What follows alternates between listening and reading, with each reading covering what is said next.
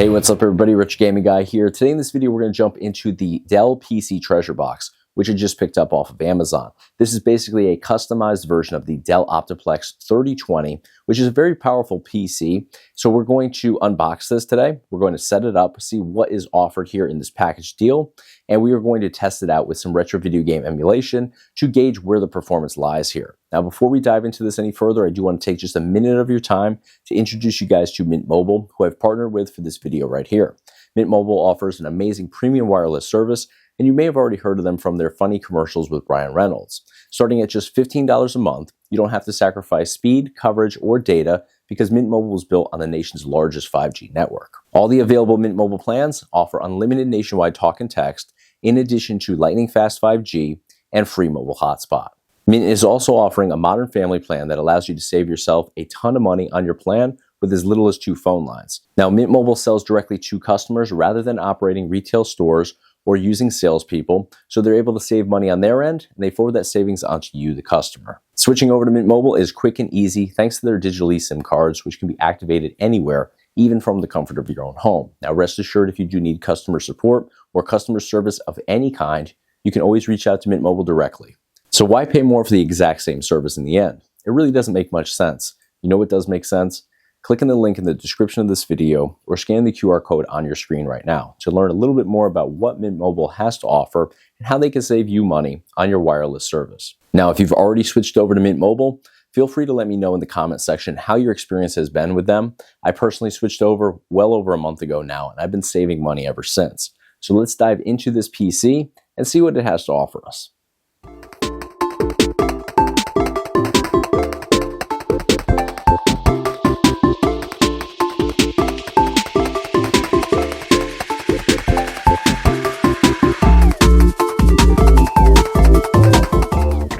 Alright guys, so we just fully unboxed our Dell Optiplex 3020 small form factor PC. Comes with a gaming keyboard over here, gaming mouse as well, power supply cable right here, and then of course we have this little remote here, which is actually going to power on the display lights that are going to light up all over the front of this PC. So I'm going to kill the lights once we actually turn this on, and I'll show you guys how that looks. I'm definitely stoked to check that out. But we also have obviously this very silver shimmery sort of finish on all of these surfaces here on the PC, which looks really sharp, really cool. Definitely a unique sort of finish to this.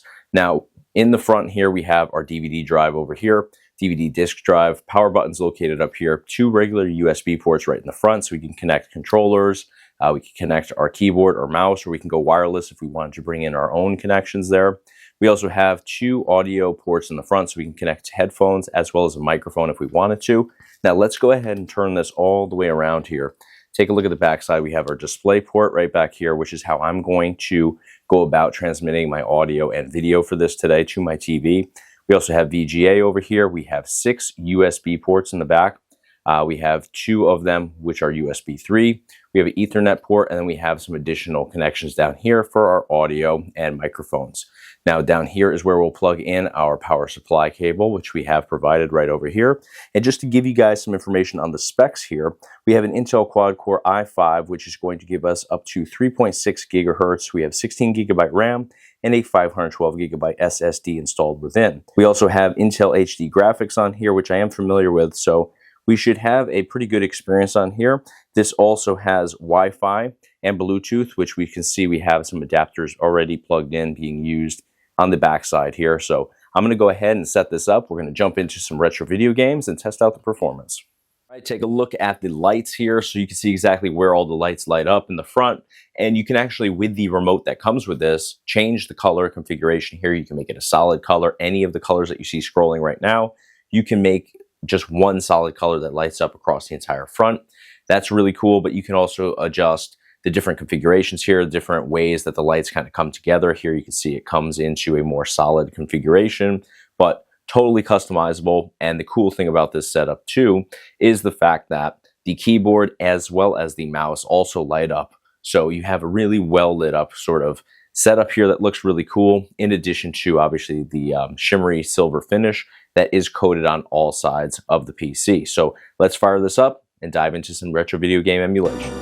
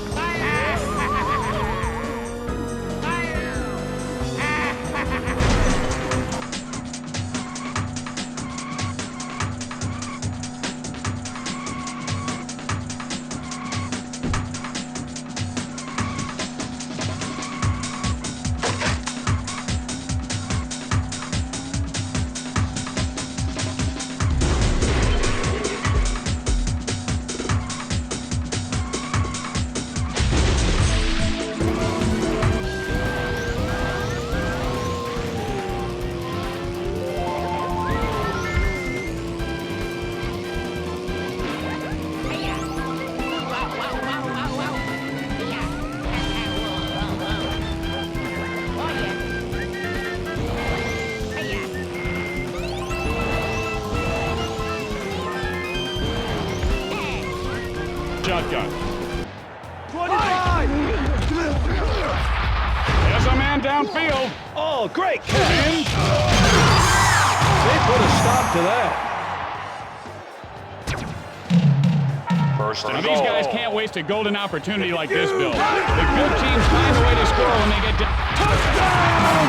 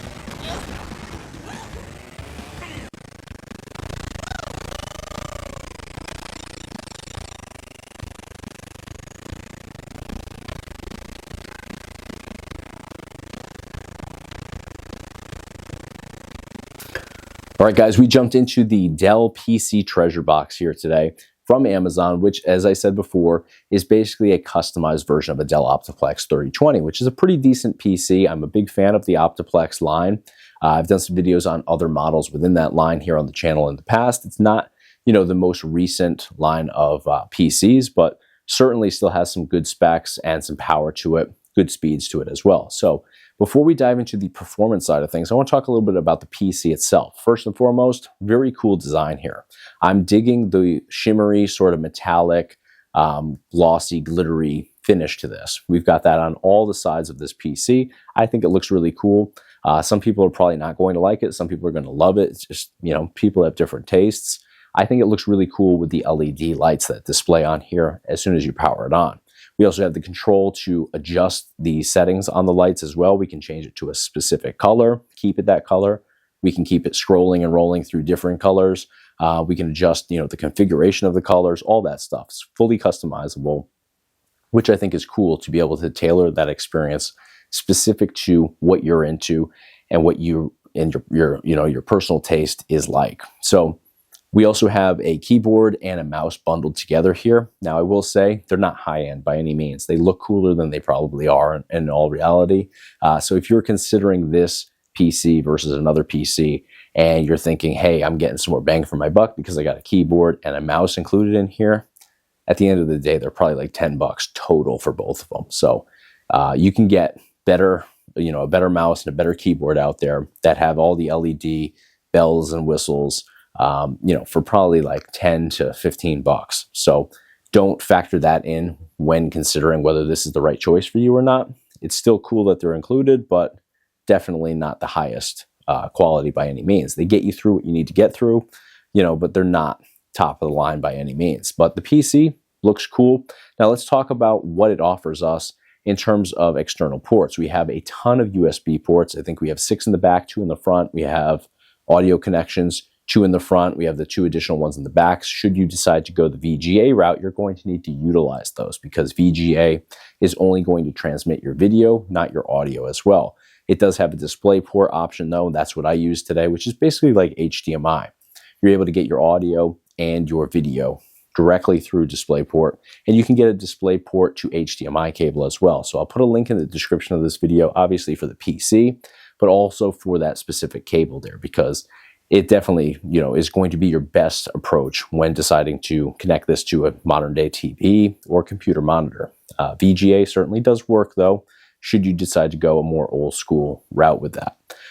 Now, all of these USB-A ports on here are great. I think it's really necessary to have as many as there are here because if you're a gamer like me, you want to be able to have the option to, at the very least, be able to connect external controllers. Now, obviously, most people want to go that Bluetooth route or that wireless route. Some wireless options use USB receivers, so you'll need those ports for that. But I like to use specific console-specific controllers in some cases. Like I have some N64 USB controllers here that I like to use with certain N64 games. There's some titles that just don't work well with modern-day controllers. I have Xbox and PlayStation-style controllers. I love them, but some N64 games just don't really work well with that. Same thing with GameCube. Nintendo was great at making these very specific and unique controllers that sometimes just don't transfer over well to modern day controllers. So I also have some wired GameCube controllers that have a USB connection. I like to use those as well for certain titles. So having more USB ports certainly is going to be a major benefit here. And you can also use Wi-Fi adapters as well as Bluetooth adapters, which I used both of today. With this setup, they were actually included, and it was a great experience there as well. Great stable connections, no issues whatsoever there. So let's talk about the performance of this PC. Performance here was very good. Now, not all games or game collections are going to run perfectly on here. Some stuff is just going to be a little bit out of reach. Again, this is not, necessarily intended for gaming use. Obviously, that's what we're using this for. That's what, this package deal is aimed towards, but you have to adjust your expectations. You're not going to get into, modern day games on here. It just doesn't offer, the best graphics for that, or the fastest speeds, or the most power, in all honesty. So we have to make some adjustments here when considering what this can handle. Now, we jumped into Batocera 37. I connected that over through an external SSD, tested out a wide range of games and game collections here so we could better understand, what this PC is actually capable of.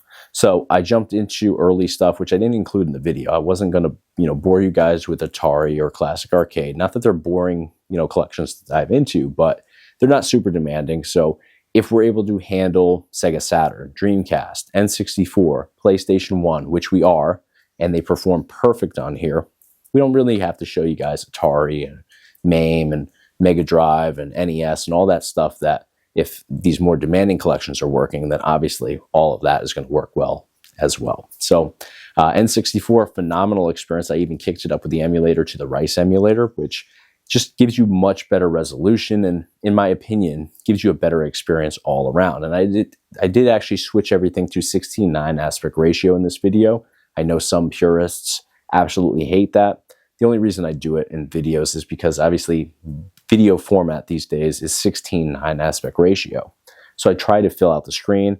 It drives me nuts, honestly, when we're watching like 4:3 videos in 16:9 aspect ratio. So even if there's cut off or it sometimes makes the resolution kind of funny, I try to make it 16:9 just for the sake of the video. Now, mind you, the only reason I'm mentioning this is just to show you guys that that is the only settings adjustments that I did anywhere in these demos. I didn't go into emulators, make any adjustments to better the experience or anything like that.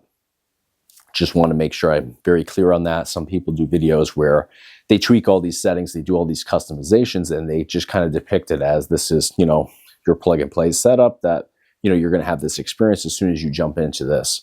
So I don't want to do any of that or be misleading in any way. So 16:9 aspect ratio is the only adjustment I made to any of these titles here in this video. So Dreamcast, N64, PlayStation 1, all perfect experiences here. Sega Saturn, phenomenal as well. No shortcomings there. And Saturn, believe it or not, can be a real pain. It's one of those emulators that's just really picky. If you don't have a significant power or speeds with your PC, it'll just be an absolute disaster. I've seen some really good looking PCs that look like the specs are going to be, you know, just outstanding, and Sega Saturn just craps out on there. So no issues there. Sega Saturn was great. We tried Wii U, didn't work out.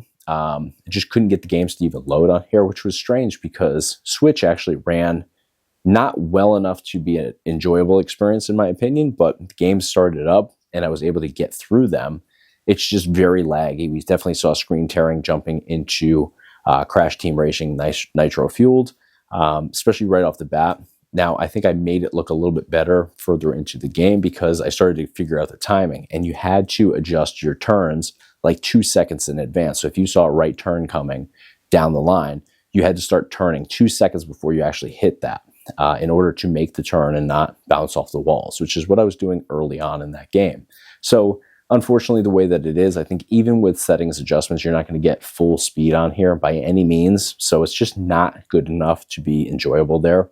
Now, let's talk about some of the more demanding stuff that this PC was able to tackle well. GameCube, phenomenal experience there. Jumped into about 10 different titles, only showed probably 2 or 3 in this video, but awesome experience, no shortcomings. Same thing with Nintendo Wii, great experience there. Now, Xbox and PS2, a little bit hit or miss with certain titles. We jumped into some PS2 titles that worked perfect, some that were just really laggy and delayed. It's just kind of hit or miss, a roll of the dice, if you will, with PS2 titles. Now, original Xbox, I actually had a pretty decent experience with the majority of the titles that run well on that emulator. Not all titles do run well on the Xbox emulator. There's still a lot to be desired with that emulator, but WWE Raw 2 here. Awesome experience, no shortcomings in the gameplay experience there. But if we went into some really high-end stuff, like Halo 2, for example, we'd probably have little glitches in the gameplay experience. I actually jumped into that title. I don't think I recorded that one, though.